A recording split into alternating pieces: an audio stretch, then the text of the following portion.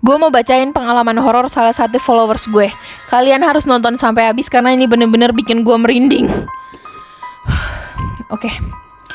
Tahun 2020 kami studi tour ke Bali. Sekolah kami dapat 2 villa murah, laki-laki dan perempuan dipisah.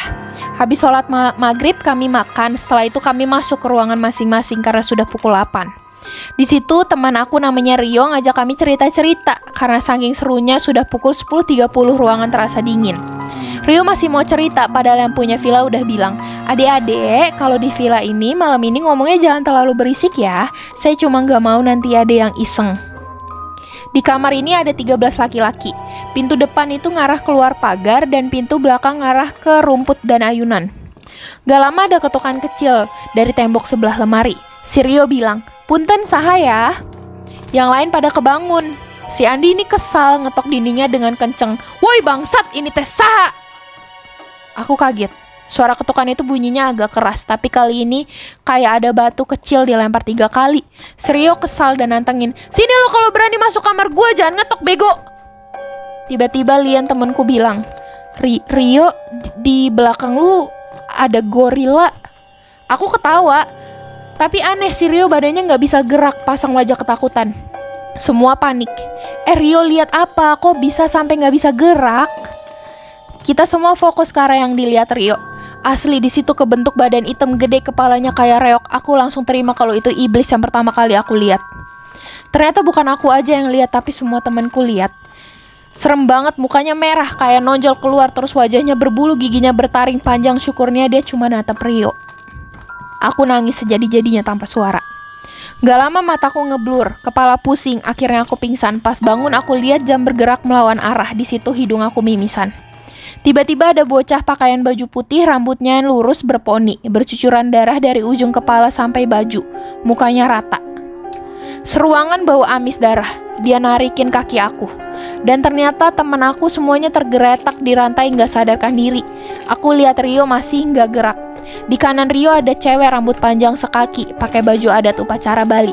Sebelahnya lagi ada kepala buntung, darahnya kemana-mana sampai lantai banjir darah.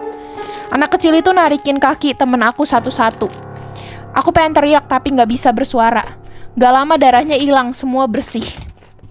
Aku kerasa dingin dan mual-mual. Akhirnya semua kebangun dan gak ada yang ingat sebelumnya kejadian apa, termasuk si Rio. Cuma aku yang ingat dan terima kalau itu nyata. Aku lihat lagi kejam seperti biasa.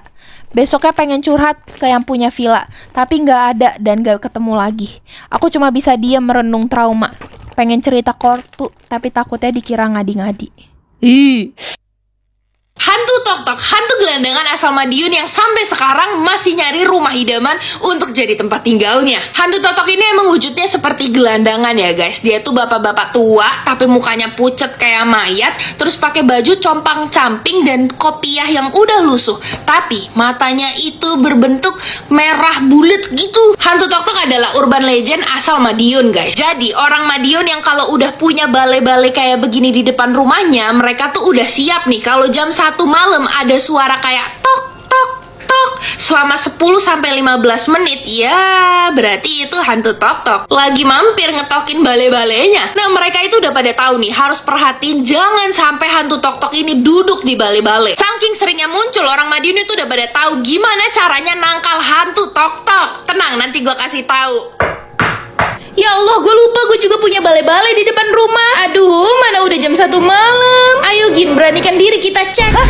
Jam segini masa ada paket? Apakah ini dari hantu tok-tok? Yaudah kita bawa ke dalam dan kita unboxing aja yuk. Duh, gue lumayan deg-degan nih. Oh, ini tuh hampers lebaran dari Prime Video Indonesia guys. Lihat deh, gede banget hampersnya. Yuk kita buka. Wah, ada banyak barang-barang berguna nih. Dan juga ada surat permintaan maaf dari Prime Video soalnya bentar lagi lebaran. Ah, gemes dan terharu banget baca suratnya. Minal aidin wal faizin juga ya Prime Video. Ternyata gue dikasih hampers starter kit untuk nonton nyaman Prime Video di rumah. Yang pertama ada neck pillow, biar leher kalian gak pegel kalau lagi nonton. Bisa langsung sender. Nah ini tumbler bagus banget. Kalau ditaruh di tumbler kayak gini, gue yakin sih sampai akhir film minuman kita masih tetap dingin. Ini juga ada selimut kecil. Ini lembut banget, bikin makin nyaman untuk nonton berjam-jam. Yang selanjutnya bermanfaat banget buat gue tipe orang yang gak bisa nonton tanpa ngunyah. Snack bowl dan finger chopstick. Yang terakhir ada phone holder. Nah ini biar tangan kita gak kram megangin HP selama kita nonton. Nah kalau semuanya dipakai jadi nyaman banget nih nonton bareng Prime Video. Video di rumah. Terima kasih banyak Prime Video, semoga berkah ya. Waduh, Gina binge watching di Prime Video sampai ketiduran tuh. Nah, hantu tok-tok itu hanya muncul 10-15 menit aja di jam 1 malam. Abis itu suara tok-toknya akan hilang sendiri, yang nandain kalau hantu tok-tok ini juga udah pergi. Artinya rumah kalian gak disukain sama hantu tok-tok, jadinya dia gak mau lama-lama apalagi tinggal di rumah kalian. Dan tenang aja, hantu tok-tok ini gak bakal datang 2 kali guys. Jadi dia tuh bakal terus keliling-keliling komplek untuk cari rumah yang paling nyaman dan yang paling dia sukai. Nah, jadi satu-satunya cara untuk menangkal hantu tok-tok dengan cara kacangin aja. Karena kan nanti dia juga bakal pergi sendiri kok. Malah kalau kalian pindahin atau bakar bale-balenya, orang Madiun itu pada percaya kalau hantu tok-tok ini bakal pindah ngetok-ngetokin pinggir kasur kalian. Lebih bahaya lagi kalau hantu tok-tok ini udah duduk atau tiduran di kasur kalian. Itu tandanya dia udah betah gak mau pergi dan udah nemuin tempat tinggalnya. Yang ada malah kita yang harus pergi. Ih, serem banget ya hantu tok-tok. Ini mengapa kamu gak boleh ketiduran waktu maghrib? Aku mahasiswa rantau di salah satu daerah di Jawa. Hari Jumat selalu jadi hari yang paling capek buat aku. Karena aku punya 4 kelas yang berurutan dari jam 8 pagi. Selesai kelas aku pasti langsung pulang ke kosan.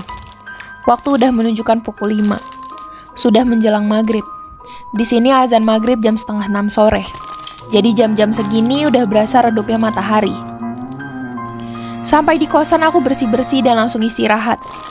10 menit lagi maghrib. Aku gak boleh ketiduran, kataku dalam hati. Aku cuma bisa lihat Instagram sambil tidur-tiduran. Tapi tiba-tiba semuanya gelap. Gak sadar ternyata aku tertidur. Lampu kamar kos belum nyala dan ini sudah gelap. Di luar terdengar suara azan maghrib. Aku sudah mau bangkit dan pergi berwudu, tapi rasa badan lemas, tidak ada tenaga untuk bergerak. Aku memutuskan untuk mendengarkan suara azan hingga selesai. Tiduran di kasur tanpa menggerakkan badanku sedikit pun. Setelah azan berhenti berkumandang, badanku masih lemas, gak kuat untuk bergerak. Dan saat itu juga sosok itu muncul di depan mukaku. Dekat, sangat dekat. Bahkan terlalu dekat sampai aku tidak bisa melihatnya dengan jelas. Sosok hitam yang memiliki 1 mata menatapku dengan kosong. Aku tidak bisa melihatnya bentuknya dengan jelas, karena dia benar-benar ada di depan wajahku, di depan mataku. Aku masih tidak bisa bergerak. Kali ini aku berusaha hanya untuk mengangkat 1 tanganku, tapi tidak bisa. Terasa berat seperti seluruh badanku ini ditindih oleh sesuatu. Mata itu masih tetap menatapku dengan kosong. Kali ini aku cuma bisa istighfar dan menyebut nama Tuhanku. Aku ingin memejamkan mataku tapi tidak bisa. Aku benar-benar pasrah. Kakiku mulai terasa dingin, kamar ini semakin gelap. Entah mengapa, berapa lama aku ada di posisi seperti itu, dengan tatapan dingin itu? Iya, memutuskan untuk pergi dengan cara yang paling mengerikan. Ia menarik wajahnya ke atas kepalaku dan menghilang dari penglihatanku. Seperti tadinya ia ada di depan wajahku dan pergi meninggalkanku.